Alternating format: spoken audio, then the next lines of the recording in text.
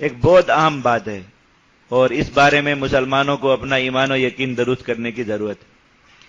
یہ جو بات ہم کہتے ہیں کہ جہاد فی سبیل اللہ کا جاری رکھنا اللہ تعالیٰ نے اپنی ذمہ داری میں لیا ہے، کسی کی ذمہ داری پہ نہیں رکھا، اس لیے یہ نہیں رک سکتا۔ اس آیت میں یہی اہم مضمون بیان ہوا، اور اللہ تعالیٰ جن لوگوں کے ذریعے جہاد فی سبیل اللہ کو جاری رکھیں گے ان کی صفات کیا ہیں وہ بھی اس کے اندر بیان ہوئی۔ اب کوئی بھی جماعت جو اپنے آپ کو یہ سمجھتی ہو کہ اللہ تعالیٰ اس سے جہاد کا کام لے رہے ہیں تو وہ اپنے آپ کو ان جو ہے وہ صفات پر پرکھے اور پیش کرے کہ اس کے مطابق ہے نہیں ہے، تو پھر اس کا مطلب ہے کہ یہ وہی جماعت ہے جسے اللہ رب العزت نے کھڑا کیا تو اللہ رب العزت خود اس کی حفاظت فرمائیں گے۔ ورنہ آپ دیکھیں جہاد کے نام پر کیسے کیسے غبارے اڑتے ہیں اور پھر کچھ دنوں بعد ان کی ہوا ختم ہو جاتی ہے، نام و نشان بھی دنیا سے مٹ جاتا ہے۔ تو آپ ایسی کسی بھی تحریک کو سورہ مائدہ کی اس آیت پر پرکھیں، آپ کو پتہ چل جائے گا کہ وہ چونکہ ان صفات پر پوری نہیں تھی اس لیے اللہ رب العزت کی حفاظت اس کے ساتھ نہیں تھی، تو وہ تحریک ختم ہو گئی اور اس کا کوئی اثر اور وجود باقی نہیں رہا۔ ورنہ جو جماعت ان صفات پر ہو وہ ظاہری طور پر اگر ختم بھی ہو جائے، دیکھو حضرت سید صاحب رحمۃ اللہ علیہ کی تحریک کب ختم ہو گئی، لیکن آج تک نہ اس کے اثرات ختم ہوئے نہ اس کا نام ختم ہوا۔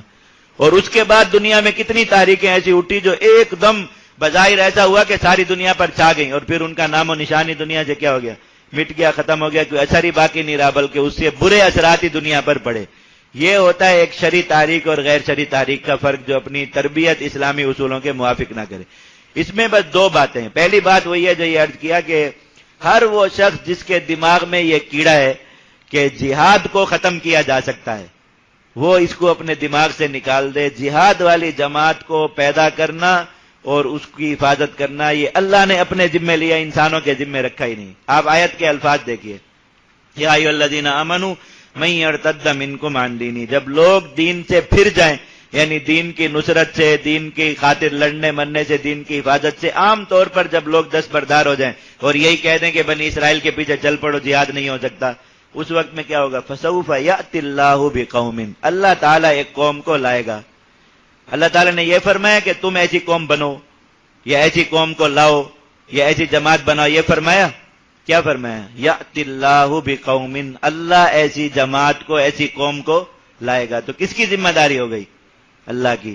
تو یہ مسلمانوں کے لیے بھی تسلی ہے، جہاد کرنے والوں کے لیے بھی، اور جو جہاد کو مٹانا چاہتے ہیں ان کے لیے بھی ایک اعلان ہے اللہ کی طرف سے کہ آپ آخر میں ہار جائیں گے، اور آخر میں کسی بیڈ پہ پڑے ہو کے اپنے آپ کو چھکڑتا اور ختم ہوتا دیکھیں گے، اور وہاں پہ پڑے جہاد کو بڑھتا ہوا اور دنیا میں پھلتا پھولتا دیکھیں گے۔ اس کے علاوہ کوئی انجام باقی نہیں رہ جائے گا۔ یہ عدالتوں کے چکر لگا لگا کے کھڑے ہو کے نواز شریف کی طرح چیخ چیخ کے کہ کلدن تنظیموں والوں کو کوئی نہیں گھسیٹ گھسیٹ کے عدالتوں میں لا رہا، اور پاکستان کا 3 دفعہ کا وزیر اعظم بیچارہ صبح بھی عدالت میں شام بھی عدالت میں، یہ اندر کی تکلیف بولتی ہے۔ اس کا شوق یہ تھا کہ عدالت میں یوں ہمیں آنا چاہیے، یہ مجاہدین ایک عدالت میں جا رہے ہوں، پھر ان کو گھسیٹ گھسیٹ کے دوسری گاڑیوں میں ڈالا جا رہا ہوں، وہاں سے جا رہے ہوں، لیکن آنا اس بیچارے کو خود پڑ رہا ہے۔ اللہ رب العزت آخر میں اسی سطح پہ ہر کسی کو لے آئیں گے۔ تو یأتی اللہ بقوم، کتنی بڑی تسلی ہے کہ اس جماعت کو کون لائے گا؟ اللہ لائے گا۔ اور کتنی بڑی دھمکی ہے اللہ کی طرف سے کہ اللہ کی لائی ہوئی جماعت کو کوئی مٹا سکتا ہے یا روک سکتا ہے؟ ہرگز نہیں روک